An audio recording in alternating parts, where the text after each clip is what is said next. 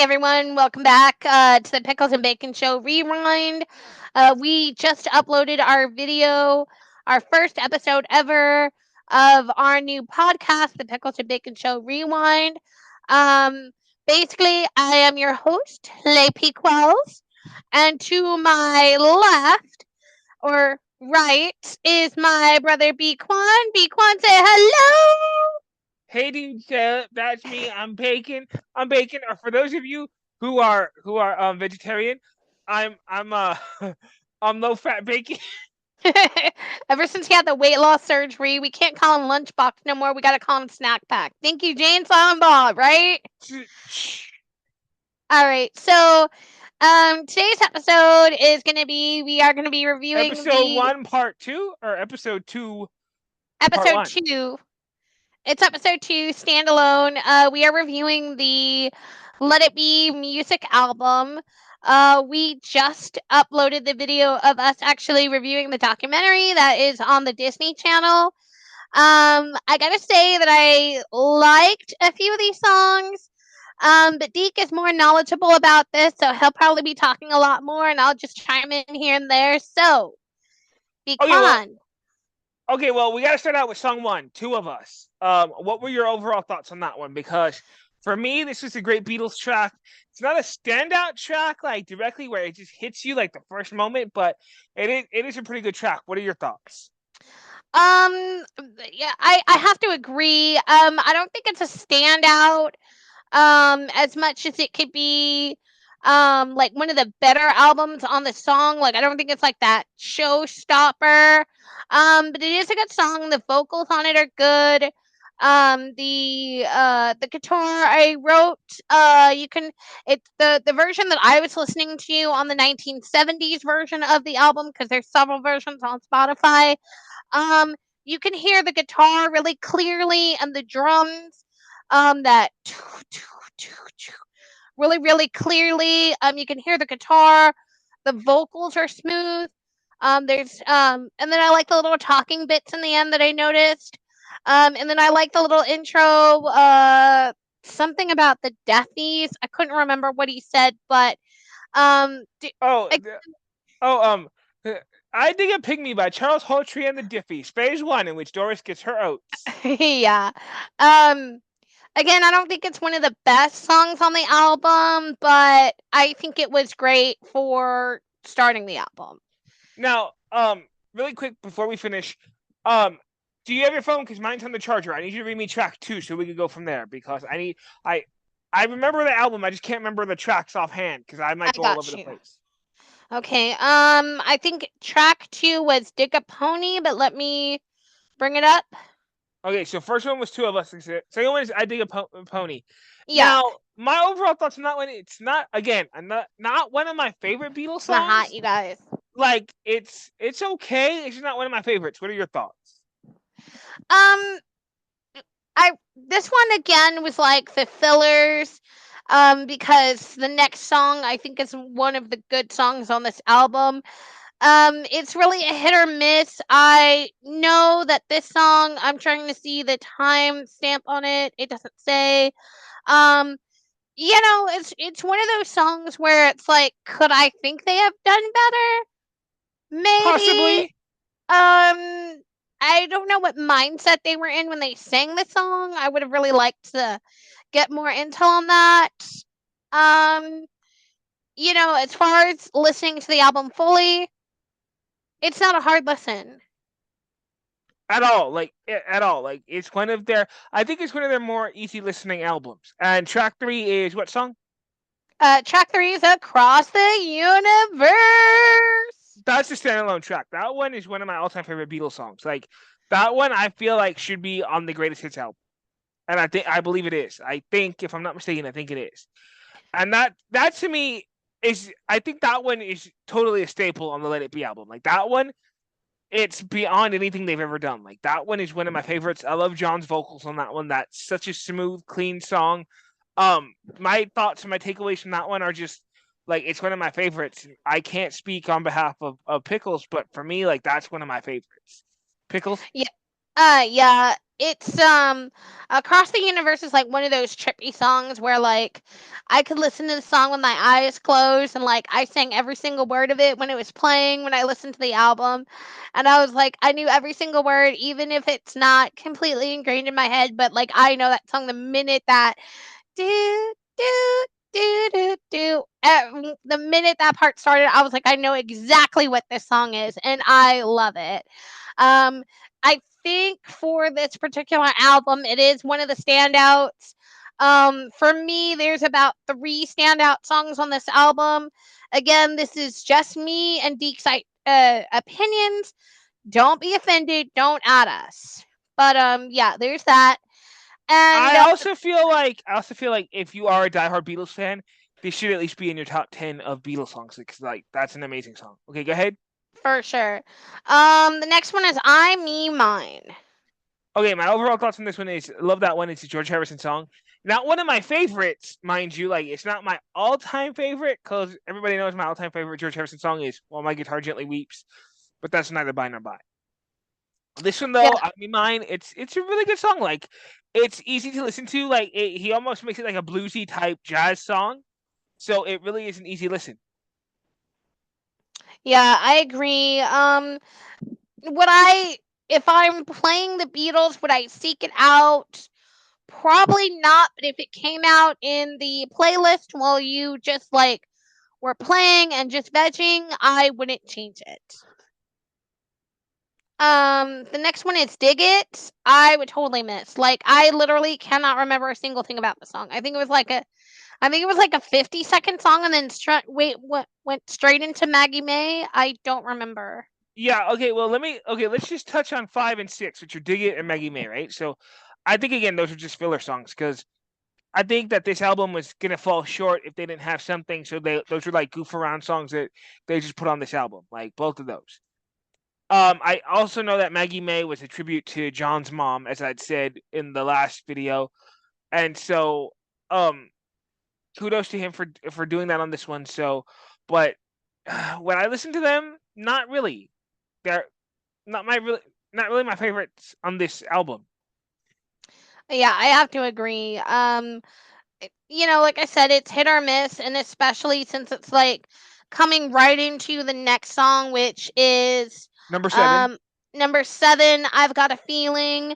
That one felt like a bluesy song to me. I didn't get a chance to listen to it fully. It felt like it went by really fast. But I again, if it came out in a playlist, like I would not change it. For me, I got a feeling. Is that the one? I got a Yes. feeling that one again.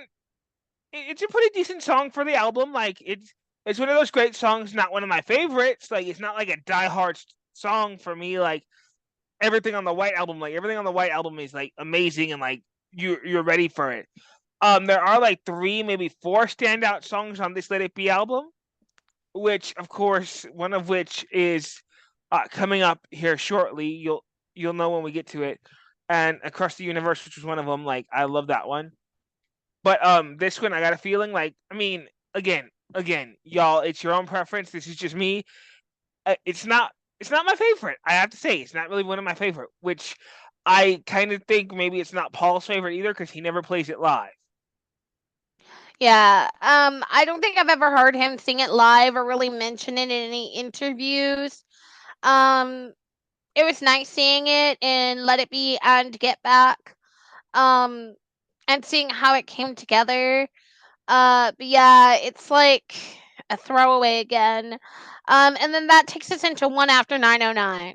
I really like this song. I like how it feels. I like the beat. Oh, talk amongst yourself for a second. I gotta plug in. So when that's a 909, this one is a good track. This one I will say is maybe somewhat of a standout song on this album. Like if you say one after 909, you'll automatically think, oh, that's on the Let It Be album. Like that's a great Beatles track. Like that to me is more of one of their early years tracks. Like maybe something that could have been on like one of their early albums, like Please Please Me. But other than that, like that's a really good song. Your thoughts? No, I completely agree. I think it is one of the standouts of this album in general. Again, for me, guys, seriously, there's only like there was like one, two, three, four. There was about five songs that really stood out to me on this album. And that was one of them. Would I listen to it again? Yep, gonna listen to it again as soon as I'm done with this podcast. Okay, and And then what then was number 9? Are we number 9 or number 10? I think this is number nine. It's the long and winding road. Okay, right there. That one goes without saying. That one is one of the greatest hits album on a lot of the greatest hits albums. Long and Winding Road is one of those great songs that you're never going to hear again. Like the way that it's arranged and the music and the vocals by Paul McCartney, it's truly a great song. I can't build it up enough. What are your thoughts? I love the long and winding road. Like that song comes on, and to me, I feel like that and Let It Be that you'll hear about here momentarily. Those are like one of their gospel songs because it's so like orchestral and like you feel good when you hear it. It kind of somber. Definitely recommend 10 out of 10. It's almost like that's their goodbye song. Like they're saying, okay, well, we've come to the long and winding road, and this is it. We're done. Like this to me is like their goodbye. You know, Exactly. Yeah. The next one is For You Blue. by George Harrison. Great song. Love that song. Again, not a standout one, but it is a good track. If you really listen to it and you really like a lot of his stuff, that's a good song. That really truly is one of my favorites on this album. Exactly.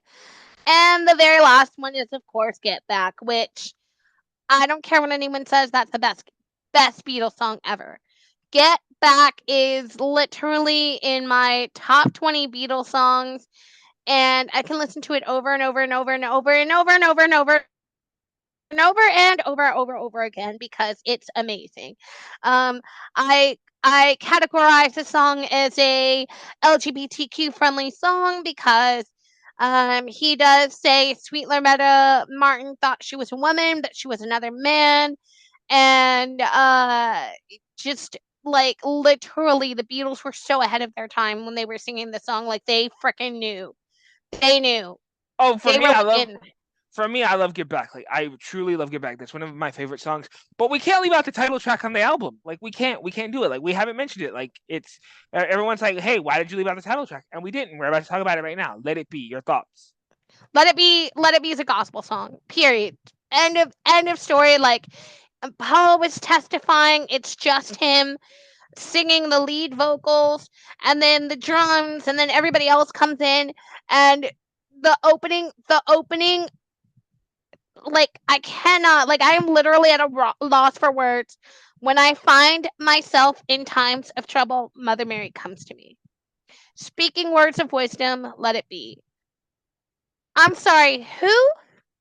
Because you got me three things all messed up. Because, like, who told you you could write this song so good, Mecca? Squeeze me? Like, what were you thinking of?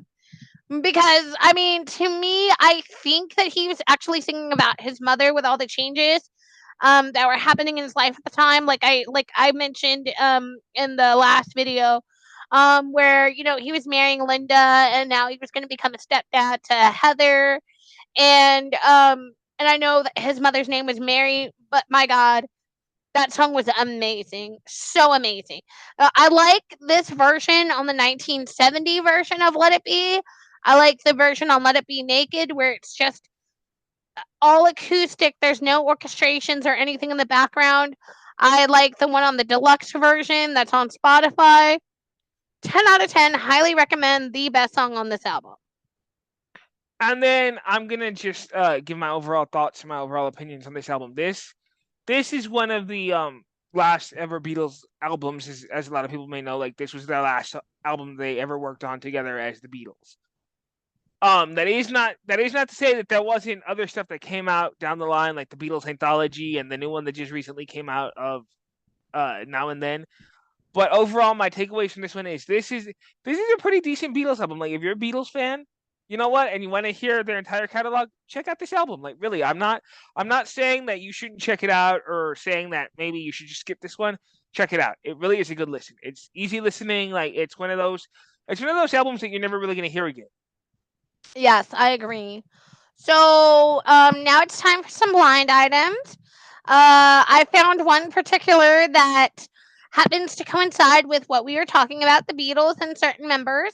Now, I just want to say this is from Crazy Days at Night, and everything that I'm about to say and talk about is alleged. Nothing has been proven, no facts have been given. So let's begin. The foreign born, let's see, hold on, where was it? Oh, okay. The foreign born, sorry, I thought this said something else, but it's not about who you're talking about. My apologies. The foreign born A list actor who recently went on an interesting date was spotted sniffing something up at the Foreign Music Festival, and that's allegedly about Paul Maskell and Glastonbury. I have no idea who that is. Let's see if we can find some other blinds. Deke, why don't you tell us some interesting Beatle facts that you know off the top of your head while I find more blinds? Well, first of all, I gotta say, um, some interesting Beatles facts is one of is there's a little known fact that the Beatles actually got to meet Elvis Presley. Not a lot of people know this. They think that this is just a rumor, and it's not. In 1968, before he did the comeback special, he actually got to meet the Beatles in his home in Beverly Hills. And apparently, from what I understand, it was a pretty good meeting. There was an exchange of comments between Elvis and John Lennon, which again I think that Elvis cussed out John Lennon because of the whole Julian thing, because Elvis loved his child, and I think when he found out how John treated Julian, I think he also had some things to say, because after that, John Lennon just ended up hating Elvis, calling him a mediocre singer. So Yeah. So I'm still looking for those blinds. Talk amongst yourselves. Why don't you talk about why don't you actually hold on, we're gonna pause this right here. Give me a sec. All right, you guys, and I'm back. So, again, I'm gonna read to you some blind items from Crazy Days and Nights that pertain to what we are talking about. Again, these things are alleged; they have not been proven. But here we go. Here's the first blind item. Way back in the day, the foreign-born permanent A-list singer from a permanent A-list iconic group and also as a solo artist had a brief little gossip blurb published about him. Apparently, he was trying to cure an STD he picked up from a 16-year-old, and you never really hear anything bad about the singer, and that's allegedly Paul McCartney, and that is from Crazy Days and Nights. And apparently, the blurb says Beatle Paul McCartney is secretly trying to cure a bad case of VD, which he picked up from a 16-year-old fan. Um, and the next one that I found is this foreign born permanent A list singer, solo and in a group, has been harping about masks, masks, masks, and then threw a party where no one was wearing one of them. Polly, Polly, Polly. Not good, my dude. And I'll be right in a minute. Okay, here's another one. Again, allegedly about what we're talking about. These again have not been proven, and they come directly from Crazy Days and Nights. This old foreign born permanent A list singer musician got absolutely hammered at a party this past week and played versions of some of his most iconic hits. Apparently, he made all the versions R2 X rated, and everyone loved it and had no idea he had those versions in his head. Um, and that's allegedly Paul McCartney. And have you not heard the Beatles, sir? Sir, have you not heard the Beatles? and that is true, Um, because that he actually posted the videos of that on Instagram. So there is footage of that on Instagram. So that one is true. okay. And here is. It no longer up. By the way, they're no longer up. But when they were up, it was funny. So they were on Instagram. So we're gonna call that one true. Yes, that one. Okay. I just debunked that one as being true. So yes. All right. All right. Let's find some more. Give me a minute. All right. Um. Okay. Back. The next thing I found is a kindness blind. Again, this is from Crazy Days and Nights. And here we go. I don't know if this foreign born permanent A list singer, musician from a top three all time group does this at every show or not, but at a recent show, he did something nice for a large group of visually impaired people, and I will let the recipient of it tell you in her own words. We went to the concert last night. It was a big secret because it was free for our group. We were told it was because they were undesirable seats where the sound was great, but the stage was out of range, perfect for the visually impaired. They lied. We were dead center, 9 rows up from the floor, probably the best seats. Also, we got waved through security, not even wanted, and we were all in VIP parking. I just found out today that our tickets were courtesy of allegedly Paul McCartney. He wanted visually impaired and blind people to be able to attend the show, so he gave our group the opportunity. That's true too. That is true too. He always does that. That is true. Yes, and that for sure we know. Paul McCartney's always been very nice. I think he got that from Linda, but again, that's just me. And give me just a second while I try to find some more. All right, I'm back. So those were all the blind items and kindness items that were allegedly about Paul McCartney. Some of them we did discover were true. In closing, Deke, um, what are your thoughts about Let It Be? Is it one of the like if you were recommending this album to someone who's never heard the Beatles, would this be the album that you recommended?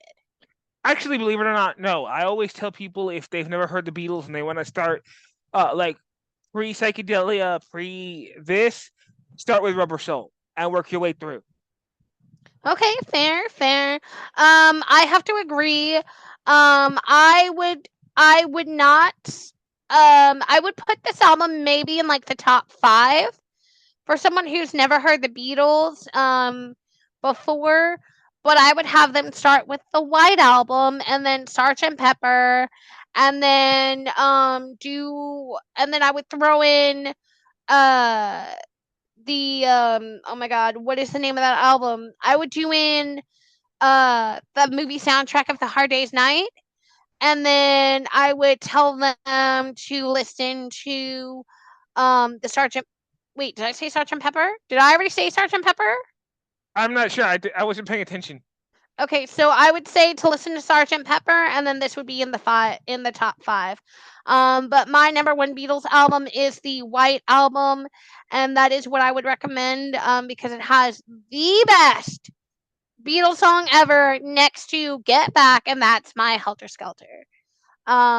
Which is I swear for the Lord, that is the first heavy metal song. Fight me. Fight me.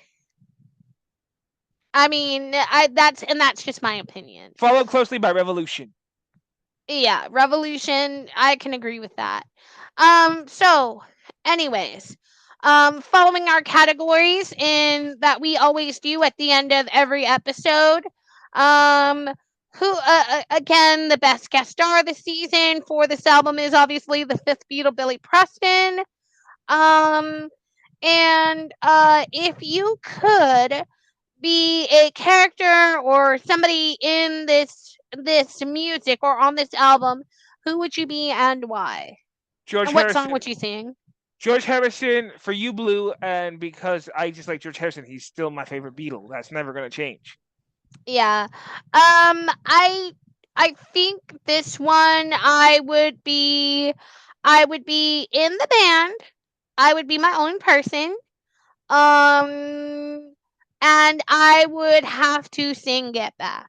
I would love that to be a vocalizing and a harmonizing where you have two singers singing the same song, the same thing, word for word for word. I think it would sound amazing like that. That's just me.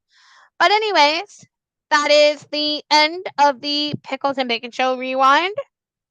And that is our second episode for the album of Let It Be. Coming up next is before we jump into Law and Order Special Victims Unit, which has a lot of episodes and a lot of seasons. Deke and I are gonna pick a movie. So, Deke, let's pick 3 movies and narrow it down to one right here, right now, so that we can start watching it and taking notes and like all that kind of stuff. So, pick a movie. Okay, you start first. Okay, so what genre do you want to start with? Do you want to be a musical? Do you want it to be like a drama? Well, we kind of already did the musical with Let It Be, so I would kind of say let's kind of go to action or maybe drama or something like that. I don't know. Okay. So I want to pick something unique that nobody has reviewed, but something that that is easy to access, or something that we already have. So how about something like um I don't know. I don't have any ideas right now. What was your first idea? What's your first thought? Okay, well, if we're gonna stay on the musicals thing, let's have one be, and this is just me. You can uh discredit it if you want. Let's do one of my favorite movies of all time, That Thing You Do. Okay, that thing you do. So that's number one. That's one that we pick. How about something like La Bamba? Okay, or Buddy Holly story. Okay. So let's do two. The Buddy Holly story, because I've never seen anyone react to that movie. And La Bamba.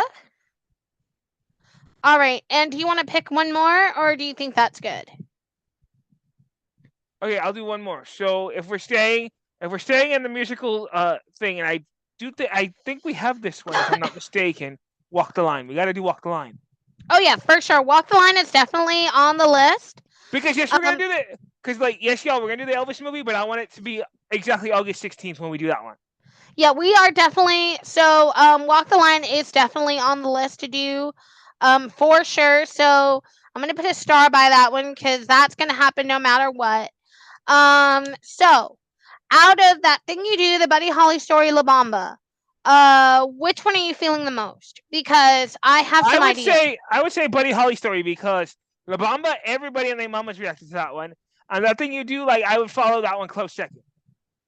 I would say that thing you do because I've never seen a lot of people react to it, but the so that could be our third episode, and then we could follow that with the soundtrack because you know how we are on soundtracks, Right. and We could that one also do has a that. killer soundtrack, and I love that one. Okay, so then Buddy Holly story could be episode 4, Yeah, so we could do that thing you do, and then we'll start our SVU, episode and 4. Okay, then we can do the Buddy Holly story. How about that?